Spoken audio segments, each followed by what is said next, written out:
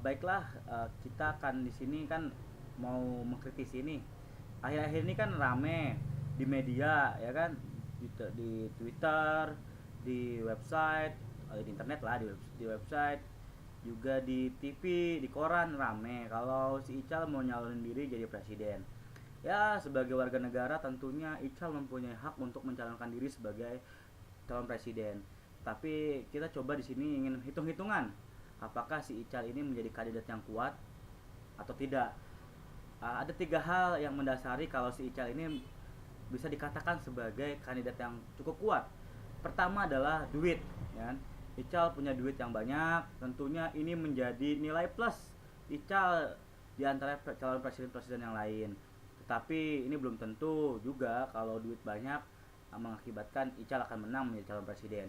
Yang kedua adalah mesin politik yang tangguh, ya kan? Ical sebagai ketua umum Partai Golkar ini mempunyai posisi yang kuat, apalagi partainya itu menjadi partai yang tangguh, yang sudah lama, sudah senior, partai senior lah yang partai-partai lain.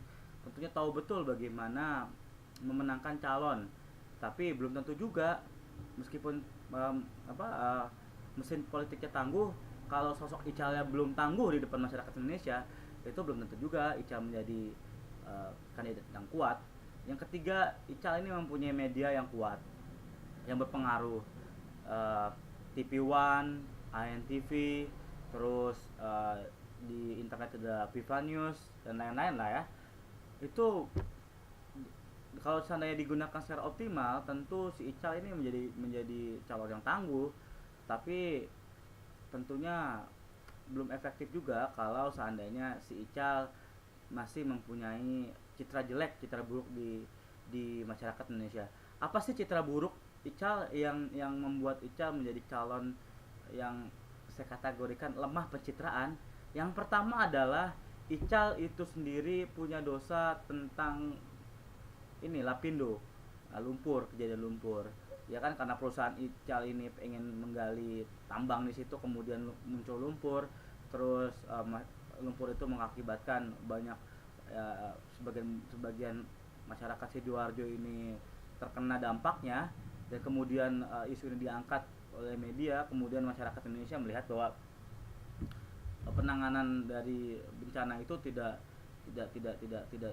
optimal. Kemudian Ical melemparkan kepada pemerintah seakan-akan menjadi bencana nasional. Ini membuat citra buruk Ical di depan masyarakat Indonesia. Yang kedua adalah perusahaan Bakri yang big bossnya itu si Ical, ya kan? Big bossnya itu si Ical ini belum membayar pajak, ya kan? Jadi istilah pengemplang pajak itu sudah melekat di mata masyarakat Indonesia bahwa si Ical itu pengemplang pajak.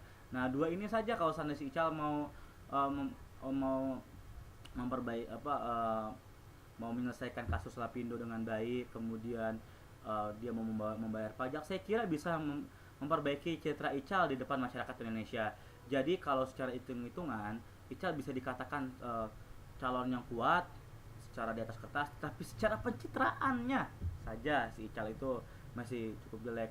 Tapi kalau saya bisa simpulkan, saat ini politik itu lebih pada mengarah politik pencitraan. Masyarakat lebih senang figur-figur yang tidak mempunyai cacat, ya kan? Figur-figur yang ya dianggap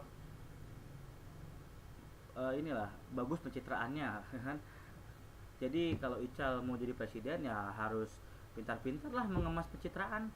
Dua hal itu sajalah, dua hal tentang lumpur sama pajak. Kalau mau Ical benar-benar mau serius memberesinya, tentunya bisa bisa menjadi nilai plus bagi Ical dan memperbaiki citranya di depan masyarakat Indonesia. Saya kira seperti itu. Ya udah, terima kasih.